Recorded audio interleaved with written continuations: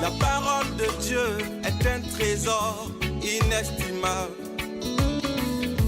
Ne laisse pas ta Bible fermée. Oh non, non. Lis-la, médite-la, nourris-toi. Lis-la, médite-la, nourris-toi. Bonjour. À Pâques, les chrétiens du monde entier se saluent en disant « Christ est ressuscité, il est vraiment ressuscité ». Oui, mais qu'est-ce que cela change pour moi? Et si le Christ est le centre de notre histoire humaine? Est-il le centre de mon histoire personnelle? Le Christ est passé de la mort à la vie. Mais moi, est-ce que je suis aussi spirituellement passé de la mort à la vie? C'est ici, mes amis, les questions décisives qui engagent à la fois notre existence présente et notre avenir. Alors, tout en respectant les convictions de chacun, pour moi, il est certain que la résurrection du Christ est le point de jonction entre notre temps et l'éternité.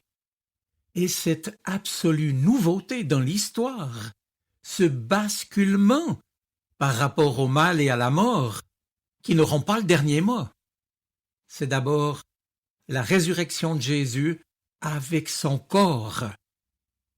Les évangiles, en effet, nous attestent à ce propos, après Pâques et le tombeau vide, que les disciples ont mangé et bu avec le Seigneur. Et d'ailleurs, le plus sceptique d'entre eux, qui doutait que la résurrection soit possible, Thomas a pu mettre sa main dans le côté de Jésus.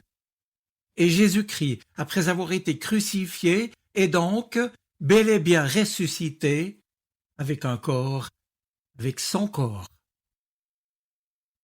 Si la résurrection du Christ est une nouveauté absolue, elle n'efface pourtant pas la croix, elle lui succède, et cela change tout. Parce que cette résurrection du Christ, le nouvel Adam, dira le Nouveau Testament, est désormais l'acte de recréation que Dieu nous a offert dans son amour. D'ailleurs, au début du chapitre 20 de l'évangile de Jean, qui nous parle du matin de la résurrection, il nous est précisé, littéralement, que c'était le premier jour de la semaine, à l'aube.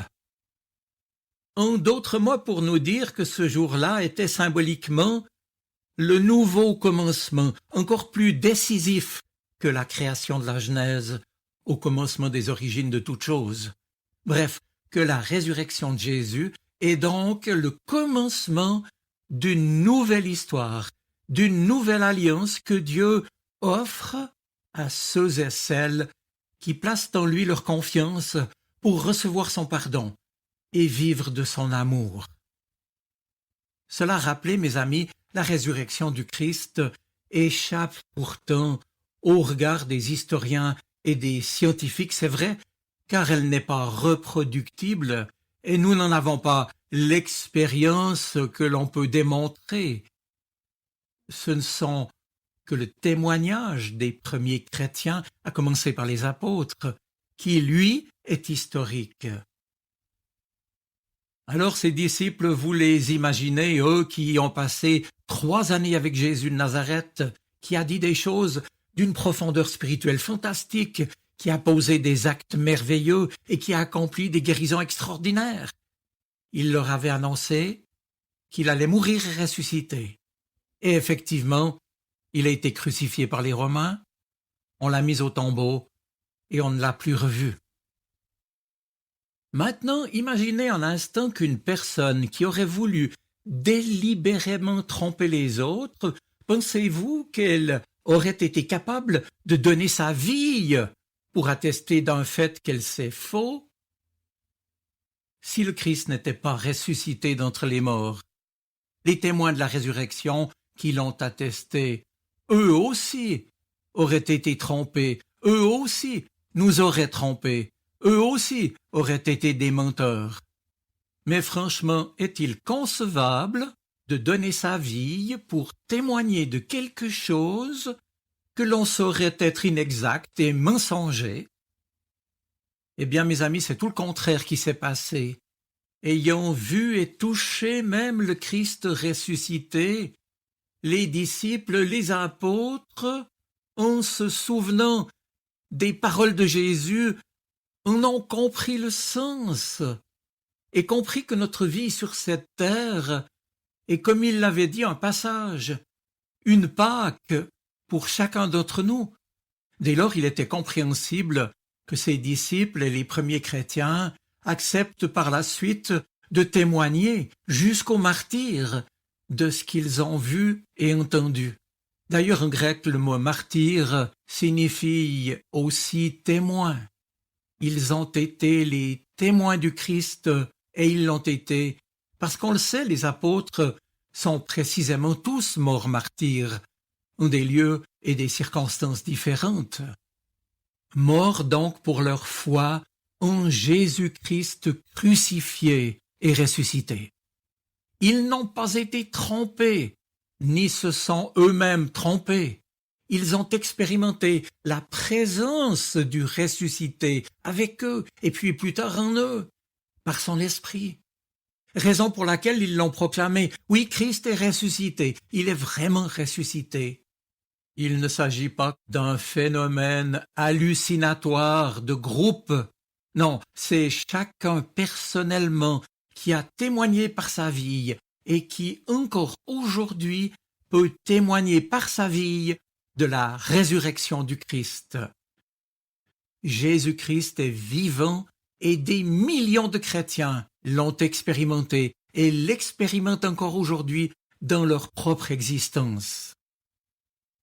Dans le contexte de l'évangile de Jean, au chapitre 20, il nous est dit que Marie-Madeleine ou Marie de Magdala, devant le tombeau vide, a commencé par essayer de trouver une explication humaine satisfaisante. L'apôtre Pierre, qui est venu sur ces entrefaits, lui aussi commence par être perplexe. Quant à son compagnon, l'évangéliste Jean, lui a commencé en quelque sorte à percevoir la résurrection de Jésus avec les yeux de son cœur. Et alors, dit le texte, il vit et il crut. Magnifique expression, il vit et il crut, qui nous déclare que ce mystère de la résurrection, on ne le connaît qu'avec le cœur, on ne le comprend et on ne l'expérimente qu'avec le cœur. Il s'agit alors de passer du contenu de la foi à l'engagement personnel de la foi, à la confiance dans le fait que notre Dieu, dans son amour, peut faire infiniment au-delà de tout ce que nous lui demandons, imaginons ou même pensons, comme dit le Nouveau Testament. Le texte de l'Évangile, j'y reviens, nous rapporte alors que Pierre vit les bandes de lin posées à terre et aussi le linge qui avait recouvert la tête de Jésus. Eh bien, ce linge n'était pas avec les bandes de lin. D'une certaine manière, on pourrait dire que Pierre, progressivement, est en train de passer d'une réalité plate à une réalité en 3 dimensions, même que le corps n'y est plus, le corps de Jésus ressuscité. D'ailleurs, si on avait voulu voler le corps de Jésus, on aurait pris le tout. La réalité plate, ce sont les faits. Le tombeau est vide. Mais les disciples ont vu Jésus ressuscité. C'est le contenu de la foi, le contenu objectif est passé en 3 dimensions. Cela signifie que ce fait a pris sens pour eux et prend sens pour moi, transforme ma vie, transforme mon cœur, transforme ma compréhension des choses. Avec les yeux de mon cœur, puisque nous ne sommes pas simplement une intelligence déductive, pas d'abord avec ma tête, mais bien avec mon cœur, je peux comprendre et moi-même entrer dans cette réalité, dans sa plénitude de sens, en faire l'expérience personnellement. Mes amis, c'est ici que se situe l'acte de foi auquel Dieu nous invite qui est un acte libérateur pour accueillir son salut. Cet acte de foi tout simple est un acte de libre décision, un acte de confiance, je le répète, que je peux donner une réponse à l'amour de Dieu offert en Jésus-Christ. Tout nous y porte, mais rien ne nous y oblige. Or, pour faire ce passage, encore faut-il consentir, accepter de s'engager soi-même, car c'est bien toute notre personne qui est invitée à s'ouvrir à Christ. C'est en ouvrant mon cœur que je suis invité à accueillir la réalité de la résurrection du Seigneur dans ma vie quotidienne, et donc en engageant aussi le sens de ma propre existence. Certes, aujourd'hui encore, Jésus ressuscité demeure invisible pour nous, mais la présence de Jésus ressuscité a néanmoins un impact réel dans notre vie. Elle y apporte des conséquences concrètes parce que Jésus est là, à l'œuvre dans notre cœur. Il est à l'œuvre dans notre vie. Et nous voilà, c'est vrai, un peu bousculés dans notre liberté, mis au défi de l'accueil de cette bonne nouvelle. Évangile en grec, c'est le même mot, parce que la résurrection ne peut rester au niveau de la tête, ou bien même au niveau d'un fait qui resterait extérieur à nous-mêmes. C'est vrai que la foi en la résurrection est peut-être le plus grand défi à la raison, mais c'est avant tout le plus grand défi lancé à notre liberté, à notre personne, à notre humanité.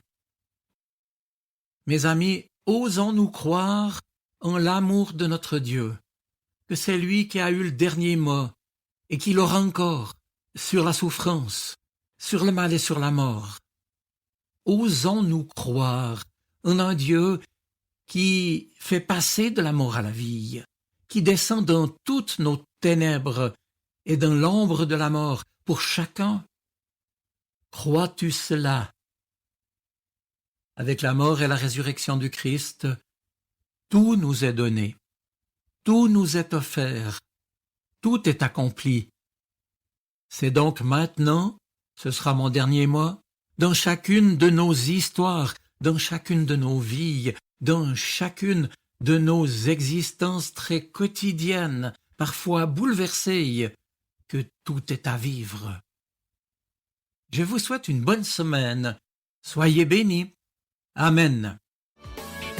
La parole de Dieu est un trésor inestimable. Ne laisse pas ta Bible fermée. Oh non, non. Lis-la, médite-la, nourris-toi. Lis-la, médite-la, nourris-toi.